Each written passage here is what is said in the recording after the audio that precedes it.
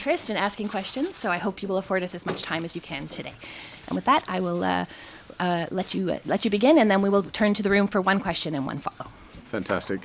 Thank you very much, Mia. Bonjour tout le monde. Good morning, everyone.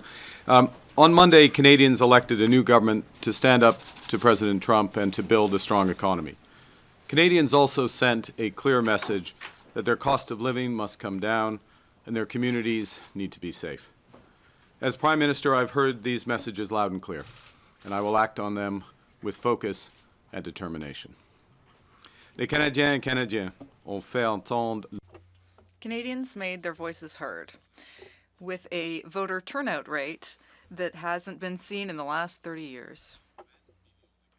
Nearly 20 million Canadians voted, and even more of them voted in early voting than ever before. The engagement of Canadians at rallies, on social media, and around the dinner table was very high. And while different visions were put forth by various contenders, we disagreed agreeably, and the leader of every party quickly and graciously accepted the results. At a time when democracies around the world are under threat, Canadians can be proud that ours remains strong. As I've been clear since day one of my leadership campaign in January, I'm in politics to do big things, not to be something. And now that Canadians have honored me with a mandate to bring about big changes quickly, I will work relentlessly to fulfill that trust. As I stressed on election night, I am committed to working with others, governing as a team in Cabinet and caucus, and working constructively across parties in Parliament. Working in real partnership with provinces, territories, and Indigenous peoples, and bringing together labor, business, and civil society to advance the nation-building investments that will transform our economy. In the coming weeks, I will unveil more of our plans to engage with Canadians as we embark on the biggest transformation of our economy since the end of the Second World War. This will be an incredibly exciting time as we take control of our economic destiny to create a new Canadian economy that works for everyone. We will begin to set out that new path for Canada with a new cabinet to be sworn in on the week of the 12th of May and the recall of Parliament on May 26th. We will have the privilege of welcoming His Majesty King Charles III, who will deliver Canada's speech from the throne on May 27th. Her Majesty the Queen will join this visit. This is an historic honor which matches the weight of our times. Je sais que beaucoup de Canadiens et Canadiennes partagent mon... I know that many Canadians share my enthusiasm about this. To the immediate priorities of my government, beginning with our relationship with the United States.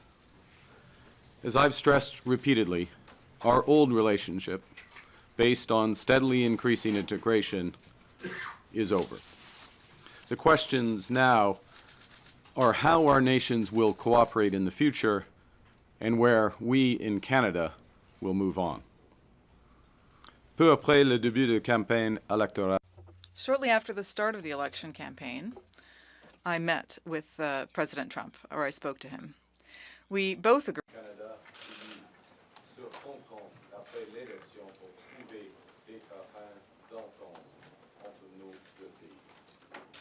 On Tuesday, I had a very constructive call with President Trump, and we agreed to meet next Tuesday in Washington. Our focus will be on both immediate trade pressures and the broader future economic and security relationship between our two sovereign nations. My government will fight to get the best deal for Canada. We will take all the time necessary, but not more, in order to do so. In parallel, we will strengthen our relationships with reliable trading partners and allies. Canada has what the world needs, and we uphold the values the world respects. Au cours des derniers jours, je me suis entretenu avec le président Macron, le président du Conseil européen d'Acosta, le Premier ministre du Japon, Ishiba, et le secrétaire général des Nations Unies, Guterres. J'ai aussi parlé au président Zelensky auprès de qui j'ai réaffirmé l'engagement du Canada envers le peuple ukrainien. Dans les semaines et les mois à venir, je saisirai toutes les occasions d'échanger avec nos alliés et partenaires pour bâtir des relations renforcées, fondées sur des valeurs communes. Nous allons faire preuve de leadership à l'international. Nous aurons d'ailleurs l'occasion d'en faire la démonstration en juin, alors que le Canada présidera le sommet de G7. We will reinforce our strength here at home by building an economy that creates jobs, grows incomes, and withstands shocks. Pour y arriver, nous allons bâtir une seule économie canadienne au lieu de 13. D'ici la fête du Canada, mon gouvernement aura contribué à l'atteinte de cet objectif. We will remove federal barriers to internal trade by July 1st to help unleash the full potential of Canada. We will work with provinces, territories, and Indigenous groups to identify projects that are in the national interest, projects that will connect Canada, deepen our ties with the world, and grow our economy for generations. We'll make the Canadian government a catalyst for these projects, not an impediment. And we'll always be guided by our conviction that our economy is only strong when it serves everyone. That means bringing down costs for Canadians and helping them get ahead. So we will put more money in Canadians' pockets with a middle-class tax cut that will take effect by Canada Day, saving two-income families up to $825 a year. We will protect the programs that save families thousands of dollars a year, including pharmacare and $10 a day daycare. We will expand the Canadian Dental Care Plan to 8 million Canadians, saving the average family over $800 per visit. To lower costs for first-time homebuyers, we will cut GST on new homes at or under $1 million, allowing them to save up to $50,000, and we will lower the GST on homes between $1 million and $1.5 million. These tax measures will provide immediate relief, but they won't be sufficient to make housing affordable again. For that, we have to build. We will address failures in the housing market head-on, unleashing the power of public-private cooperation at a scale not seen in generations. We will slash development charges in half for all multi-unit housing. That's about $40,000 off the cost of a two-bedroom apartment in Toronto. And we will create an entirely new Canadian housing industry in modular and prefabricated housing using Canadian technology, Canadian skilled workers, and Canadian lumber. We will build houses faster, at lower costs, with a smaller environmental footprint in construction and greater efficiency once families move in. And to kickstart these efforts, we will create a new entity, Build Canada Homes, and provide $25 billion in financing to private developers. Nous allons construire 2 fois plus de logements par année et créer une toute nouvelle industrie de la construction avec des technologies canadiennes, des travailleurs qualifiés canadiens et du bois canadien. My government will focus on keeping Canada secure as a sovereign nation and Canadians safe in their communities. We'll build a stronger Canadian armed forces to protect Canadians, defend our sovereignty, and support our allies. We'll strengthen our border security with 1,000 more CBSA officers, as well as scores of dog teams, drones, and scanners to fight the traffic of guns and drugs. We'll strengthen Canadian law enforcement by hiring 1,000 more RCMP officers and giving law enforcement more tools to fight crime. We will toughen the criminal code and bail laws for those threatening the safety of Canadians, including making bail harder to get for those charged with stealing cars, with home invasion, human trafficking, and smuggling. Nous allons bâtir la confiance en notre système de justice et nous allons faire de même avec notre système de l'immigration. We will return our immigration to sustainable levels by capping the total number of temporary workers and international students at less than 5% of Canada's population by the end of 2027. That's a sharp drop from the recent high of 7.3%. And and this will help ease strains on housing, on public infrastructure, and social services. At the same time, we will work to attract the best talent in the world to build our economy. Canada has what everyone wants. We're a confident nation that celebrates our diversity, that believes in and practices free speech, that respects the rule of law, that has a vibrant democracy. We value innovators and builders. We trust science. We protect our immense natural heritage. For Canadians abroad thinking about returning to build their lives in our nation, there's never been a better time to come home. Dans toutes nos actions, nous serons guidés par une nouvelle discipline fiscale. Notre gouvernement va dépenser moins pour que les Canadiens puissent investir plus. Day-to-day government spending, the government's operating budget, has been growing by an unsustainable 9% every year. We will bring that down to 2%, less than half the average nominal growth rate of the economy. We will not cut any transfers to provinces, territories, or individuals. Instead, we'll balance our operating budget over the next 3 years by cutting waste, capping the public service, ending duplicative programs, and deploying technology to boost public sector productivity. We will use scarce taxpayer dollars to catalyze massive private investment. By working together, we can give ourselves far more than the Americans can ever take away. By working together, we can build Canada strong. Pour surmonter les défis auxquels nous faisons face, le Canada doit être uni. Guidé par cette approche, j'ai échangé avec les chefs de l'opposition.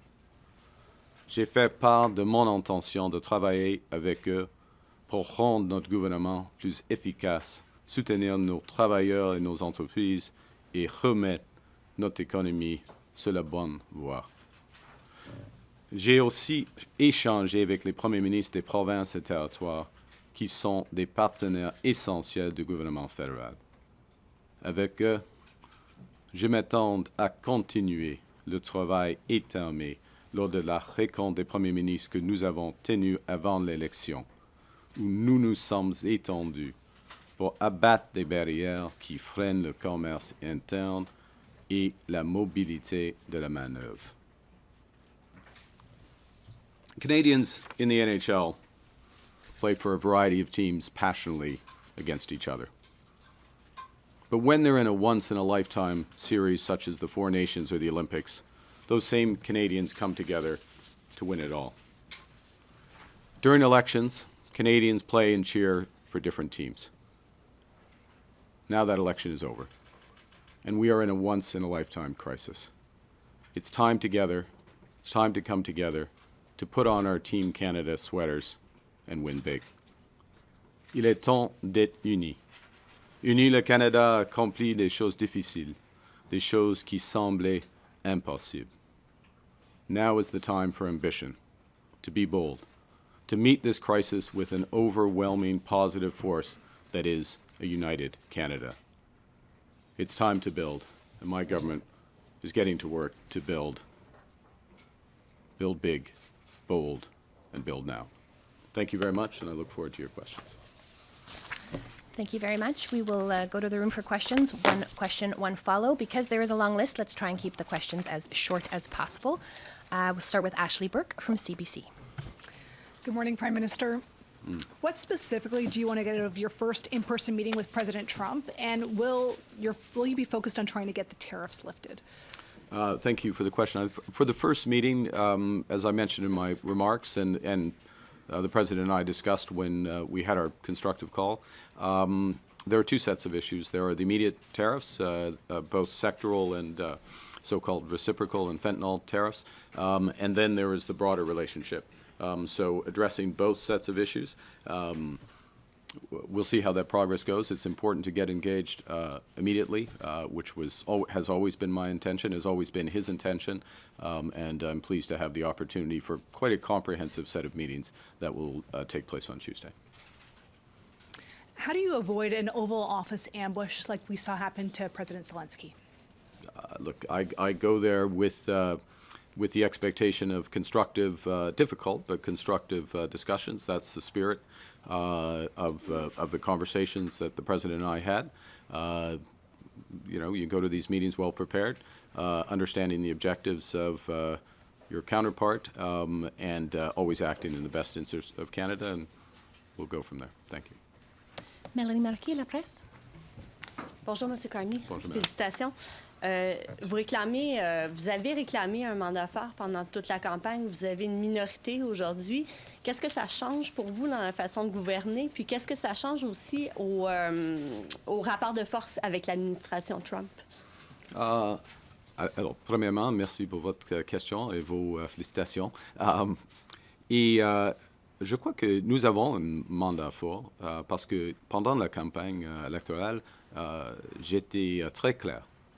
Nos objectifs, c'est de faire face par rapport à les Américaines et d'avoir une stratégie économique avec de l'audace, hein, des grands projets, une économie, pas 13, des nouveaux partenariats à l'échelle internationale.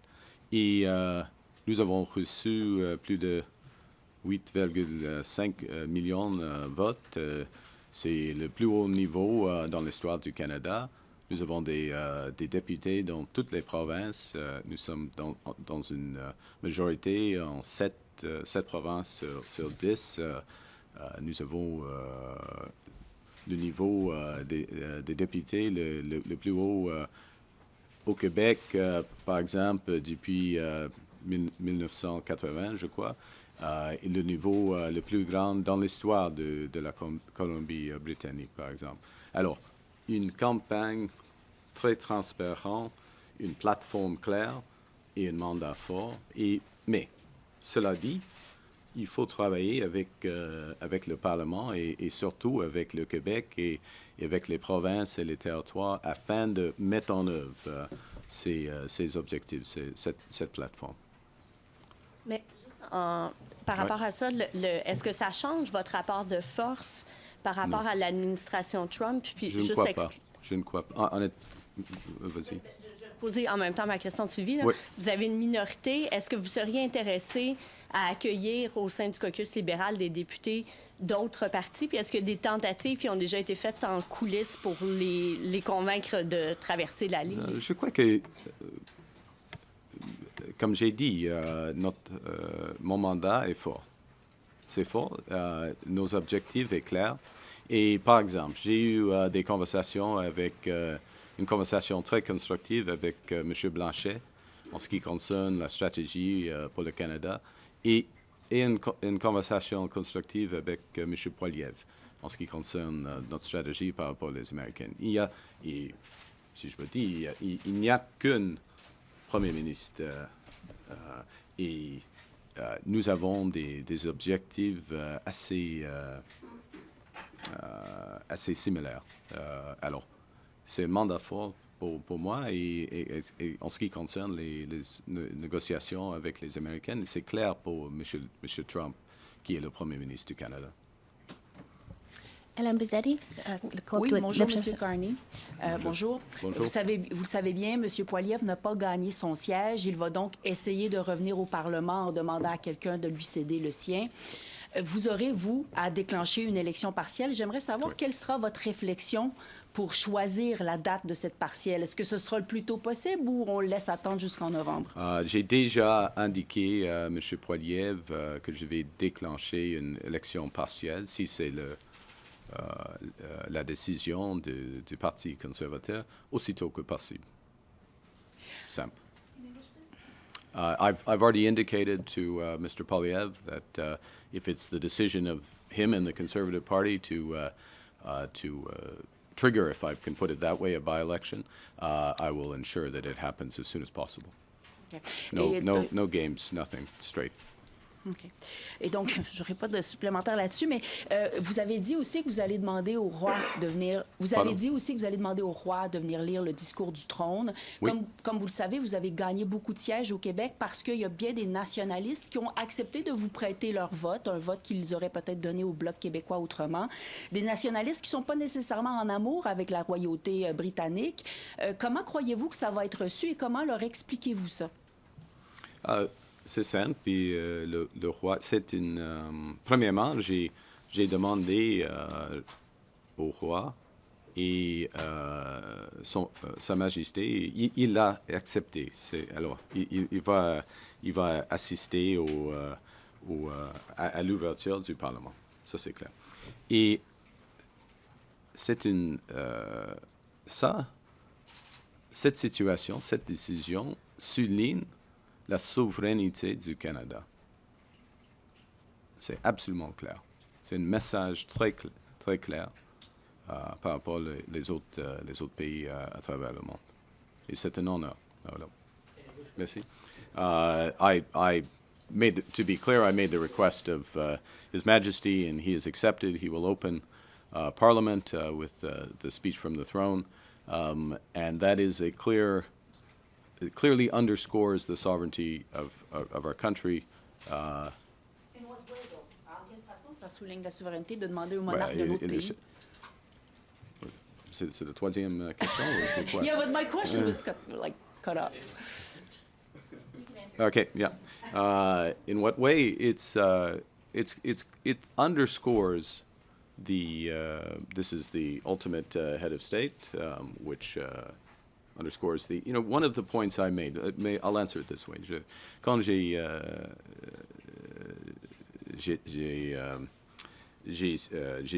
suis devenu le Premier ministre pour la première fois, j'ai mentionné il y a des peuples fondateurs du Canada, des peuples autochtones, des peuples français et des peuples anglais.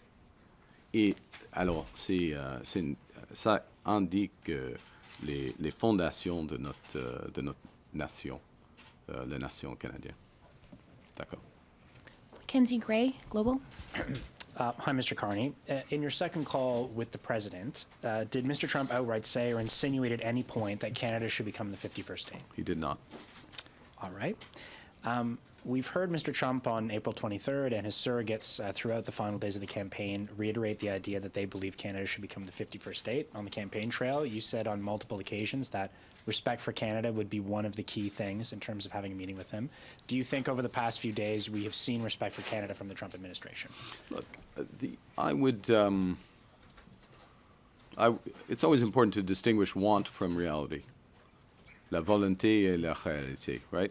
What someone wants and what is reality, and what the Canadian people clearly have stated, virtually without exception, is this will never, ever happen.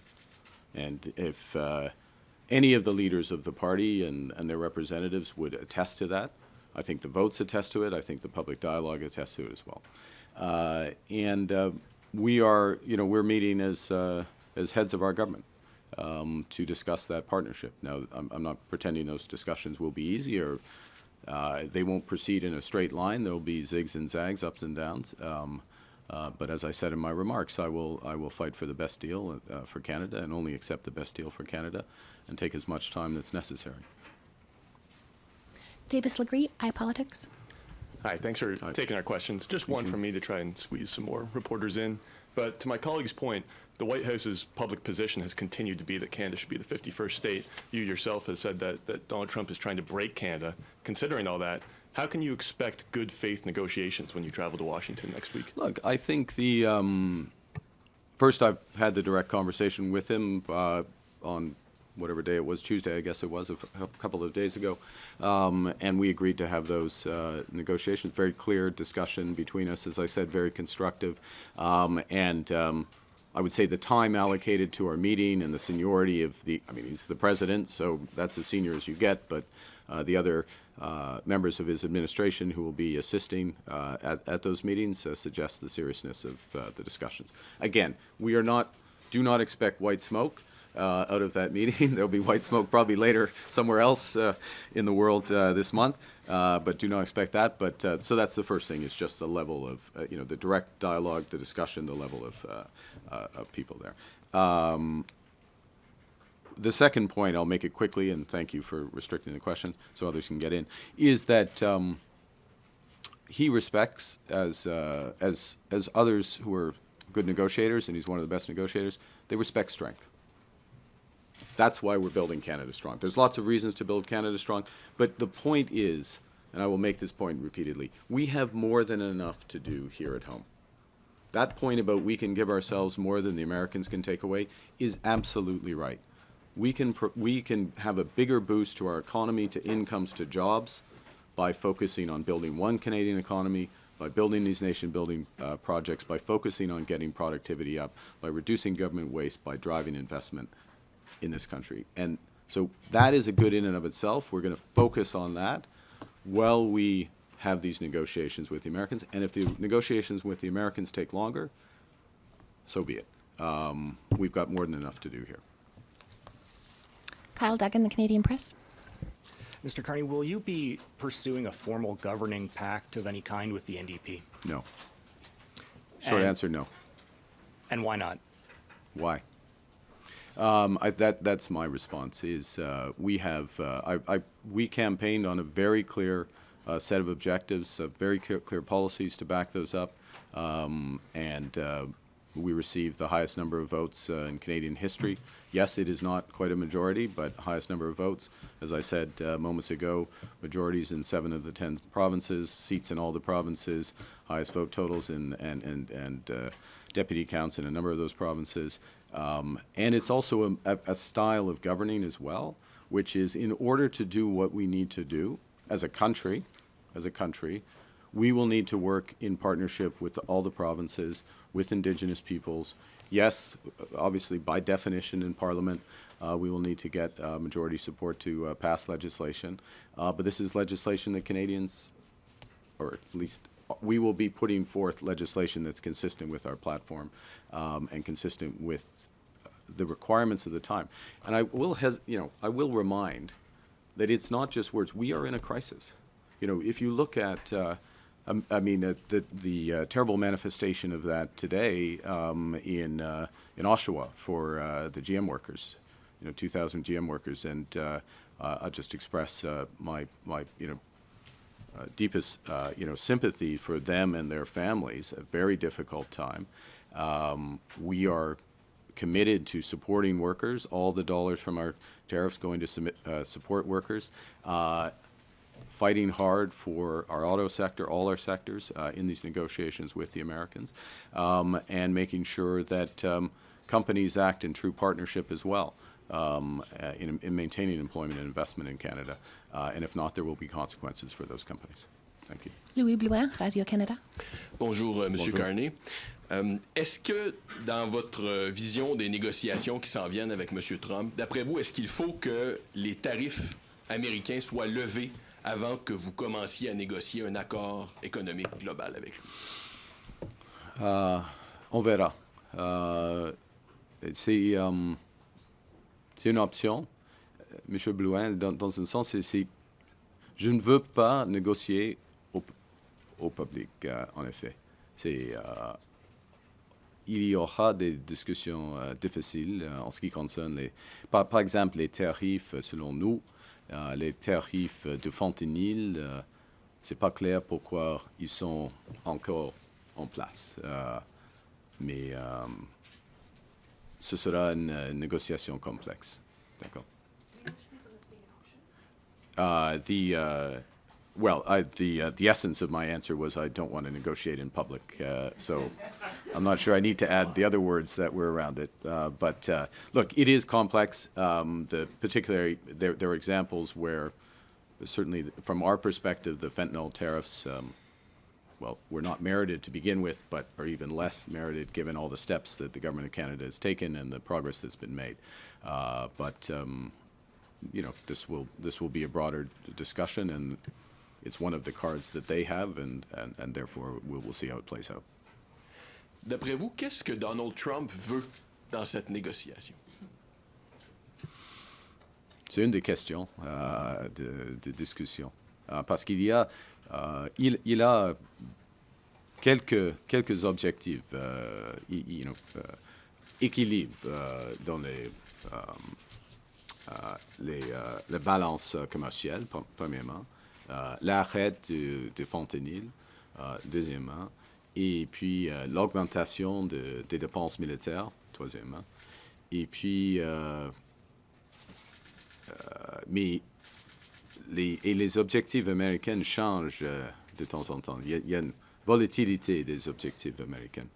Alors, mais pour nous, c'est une question d'avoir un accord gagnant-gagnant avec eux dans un monde qui devient plus divisé et dangereux. Et alors, il y a des secteurs stratégiques pour les Américains et le Canada. Et une des questions, c'est, OK, est-ce qu'on va coopérer dans ces secteurs, y compris, par exemple, les minéraux critiques, le secteur automobile, l'aluminium. Il y a des exemples dans l'énergie, par exemple. Ou est-ce qu'on va diviser le marché dans l'Amérique du Nord? C'est pas clair. C'est pas un bon choix, la deuxième. Ça c'est clair. Mais s'il veut, le Canada a d'autres options. Ça, c'est clair.